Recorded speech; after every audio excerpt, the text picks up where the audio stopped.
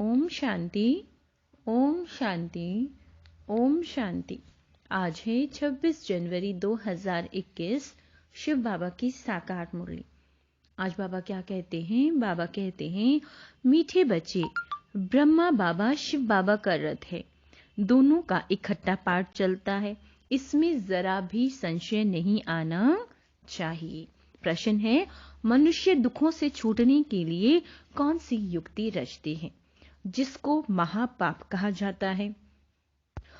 उत्तर, मनुष्य जब दुखी होते हैं तो स्वयं को मारने के, खत्म करने के अनेक उपाय रचते हैं, जीव घात करने की सोचते हैं, समझते हैं इससे हम दुखों से छूट जाएंगे, परंतु इन जैसा महापाप और कोई नहीं। वह और ही दुखों में फंस जाते हैं, क्योंकि यह है ही अपार दुखों की दुनिया। ओम शांति। बच्चों से बाप पूछते हैं, आत्माओं से परमात्मा पूछते हैं, यह तो जानते हो हम परमपिता परमात्मा के सामने बैठे हैं। उनको अपना रथ तो है नहीं, यह तो निश्चय है ना।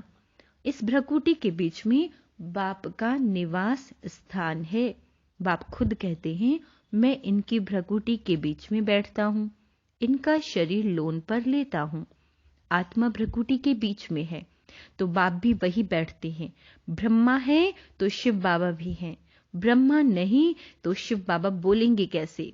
ऊपर में शिव बाबा तो सदैव याद करते आए हैं। अब तुम बच्चों को पता है हम बाप के पास यहाँ बैठे हैं। बाबा कहते हैं, ऐसे नहीं कि शिव बाबा ऊपर में उनकी प्रतिमा यहाँ पूजी जाती है। यह बातें बहुत समझने की है। तुम तो जानते हो बाप ज्ञान का सागर है। ज्ञान कहाँ से सुनाते हैं? क्या ऊपर से सुनाते हैं? यहाँ नीचे आया है, ब्रह्मा तन से सुनाते हैं। कौन? शिव बाबा हमें ज्ञान सुनाते हैं। कई कहते हैं हम ब्रह्मा को नहीं मानते, परंतु शिव बाबा खुद कहते हैं ब्रह्मा तन द्वारा कि मुझे याद करो, मुझे याद करो। ये बात शिव बाबा ब्रह्मा बाबा के तन के द्वारा हमें कहते हैं। यह समझ की बात है ना। लेकिन माया बड़ी जबरदस्त है, एकदम मुंह फिरा कर पिछाड़ी कर देती है। अब तुम्हारा कंधा शिव बाबा के सामने है, सम्मुख बैठे हो, फिर जो ऐसे समझते हैं ब्रह्मा तो कुछ नहीं, उनकी क्या दुर्गति होगी? दुर्गति को पा लेते हैं, कुछ भी ज्ञान नहीं। मनुष्य पुकारते भी हैं, ओ गॉड फादर, फिर वह गॉड फादर सुनता है क्या? उनको कहते हैं ना, लिबरेटर आओ, या वहां बैठी लिबरेट करेंगी। कल्प कल्प पुरुषोत्तम संगम युग पर ही बाप आते हैं, जिसमें आते हैं उनको ही अगर उड़ा दें तो क्या कहेंगे? नंबर 1 तमो प्रधान। निश्चय होते हुए भी माया एकदम मुंह फेर देती है। इतना उसमें बल है जो एकदम वर्थ नॉट ए पेनी बना देती है। ऐसे भी कोई ना कोई सेंटर्स पर हैं। बाबा कहते हैं ऐसे भी कोई ना कोई सेंटर पर हैं, इसलिए बाप कहते हैं खबरदार रहना। भल किसी को सुनाते भी रहो सुनी हुई बातें, परंतु वह जैसे पंडित मिसल हो जाते हैं। जैसे बाबा पंडित की कहानी बताते हैं ना, उसने कहा राम राम कहने से सागर पार हो जाएंगे। यह भी एक कहानी बनाई हुई है। इस समय तुम बाप की याद से विशेष सागर से क्षीर सागर में जाते हो ना। उन्होंने भक्ति मार्ग में ढेर कथाएं सुना दी हैं, बनाई हैं। ऐसी बातें तो होती नहीं, यह एक कहानी बनी हुई है। पंडित औरों को कहता था, खुद बिल्कुल चट खाते थे, चट खाते में खुद विकारों में जाते रहना और दूसरों को कहना निर्विकारी बनो, उनका क्या असर होगा? ऐसे भी ब्रह्मा कुमार कुमारियां हैं। बाबा कहते हैं खुद निश्चय में नहीं है, दूसरों को सुनाते रहते हैं, इसलिए कहां कहां सुनाने वाले से भी सुनने वाले तीखे चले जाते हैं। जो बहुतों की सेवा करते हैं वह जरूर प्यारे तो लगते हैं ना। पंडित झूठा निकल पड़े तो उनको कौन प्यार करेंगे?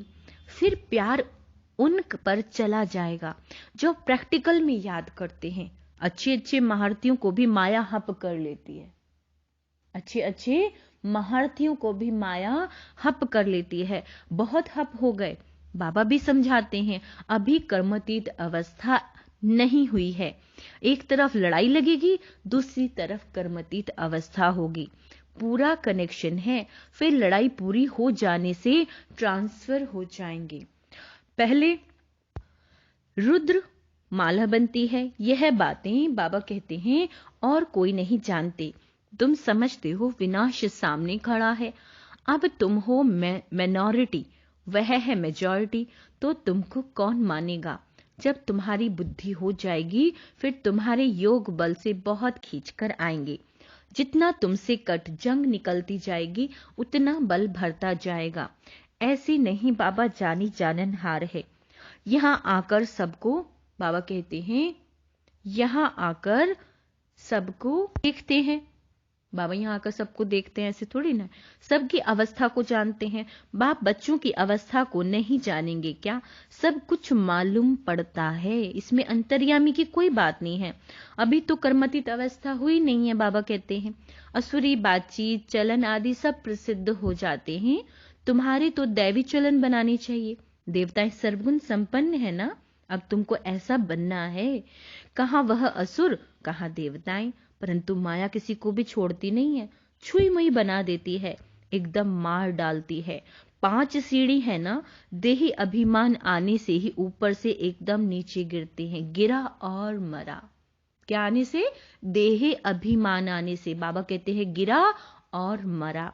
आजकल अपने को मारने के लिए अनेक अनेक उपाय रचते हैं।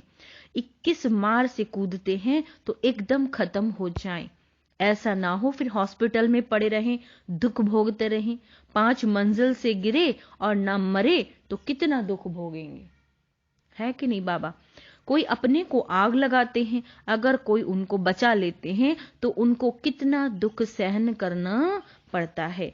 जल जाए तो आत्मा तो भाग जाएगी ना, इसलिए जीव घात करते हैं, शरीर को खत्म कर देते हैं। समझते हैं शरीर छोड़ने से दुखों से छूट जाएंगे, परंतु यह भी महापाप है और भी अधिक दुख भोगने पड़ते हैं, क्योंकि यह है अपार दुखों की दुनिया, वहां है अपार सुख। तुम बच्चे समझते हो, अभी हम रिटर्न होते हैं, दुख धाम से सुख धाम में जाते हैं।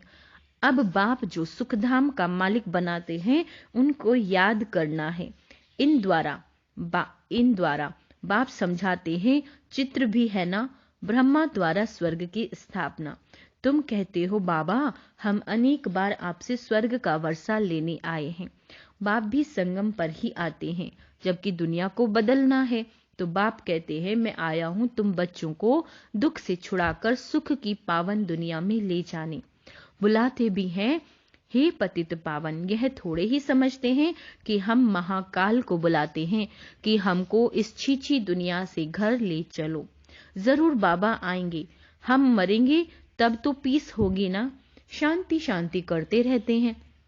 बाबा कहते हैं शांति तो है परम धाम में, परंतु इस दुनिया में शांति कैसे हो जब तक इतने ढेर मनुष्य हैं।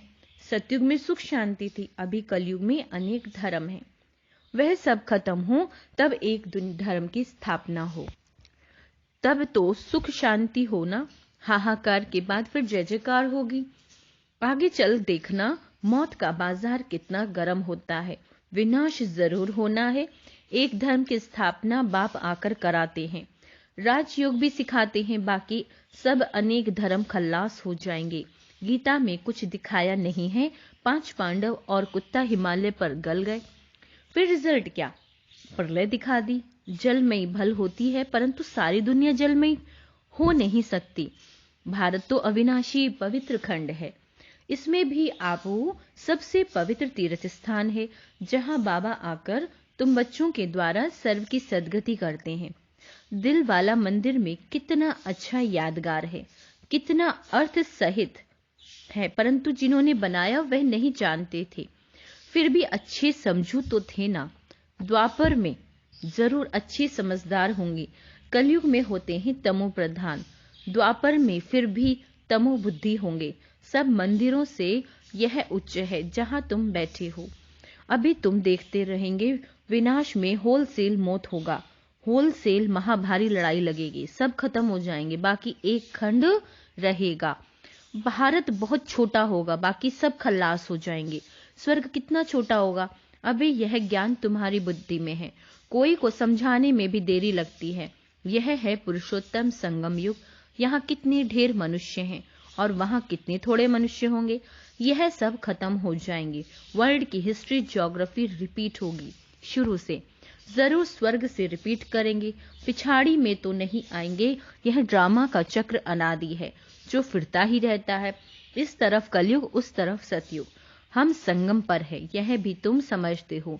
बाप आते हैं, बाप को रथ तो जरूर चाहिए ना, तो बाप समझाते हैं अभी तुम घर जाते हो, फिर यह लक्ष्मी नारायण बनना है तो दैवी गुण भी धारण करने चाहिए। बाबा कहते हैं यह भी तुम बच्चों को समझाया जाता है। रावण राज्य और राम राज्य किसको कहा जाता है? पतित से पावन और फिर पावन से पतित कैसे बनते हैं, यह खेल का राज बाप बैठ समझाते हैं। बाबा क्या है? बाबा नॉलेजफुल हैं, बीज रूप है ना, चैतन्य है, वही आकर समझाते हैं। बाप ही कहेंगे सारे कल्प वृक्ष का राज समझा, इसमें क्या क्या होता है, तुमने इसमें कितना पार्ट बजाया है। आधा कल्प है दैवी स्व राज्य, आधा कल्प है असुरी राज्य। अच्छे अच्छे जो बच्चे हैं उन्हों को बुद्धि में नॉलेज रहती है। बाप आप समान बनाते हैं ना। टीचर्स में भी नंबरवार होते हैं। कई तो टीचर्स होकर फिर बिगड़ पड़ते हैं। बहुतों को सिखाकर फिर खुद खत्म हो गए। छोटे छोटे बच्चों में भिन्न भिन्न संस्कार वाले होते हैं। कोई तो देखो नंबर 1 शैतान, कोई फिर परिस्तान में जाने लायक। कई हैं जो ना ज्ञान उठाते हैं ना अपनी चलन सुधारते हैं, सबको दुख ही देते रहते हैं। यह भी शास्त्रों में दिखाया है कि असुर आकर छिपकर बैठते थे। असुर बन कितनी तकलीफ देते हैं। यह तो सब होता रहता है। ऊंचे तो उच्च बाप को ही स्वर्ग की स्थापना करने आना पड़ता है। माया भी बड़ी जबरदस्त है, दान देते हैं फिर भी माया बुद्धि फिरा देती है। आधा को जरूर माया खाएगी, तब तो कहते हैं माया बड़ी दुस्तर है। आधा कल्प माया राज्य करती है तो बाबा कहते हैं जरूर इतनी पहलवान होगी ना, माया से हारने वालों की क्या हालत हो जाती है।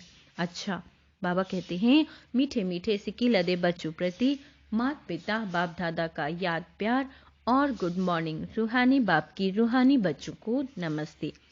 हम रूहानी बच्चों की रूहानी बाप दादा को याद प्यार, गुड मॉर्निंग और नमस्ते। मीठे बाबा, धारणा के लिए मुख्य सार, कभी भी छुईमुई नहीं बनना है, दैवी गुण धारण कर अपनी चलन सुधारनी है।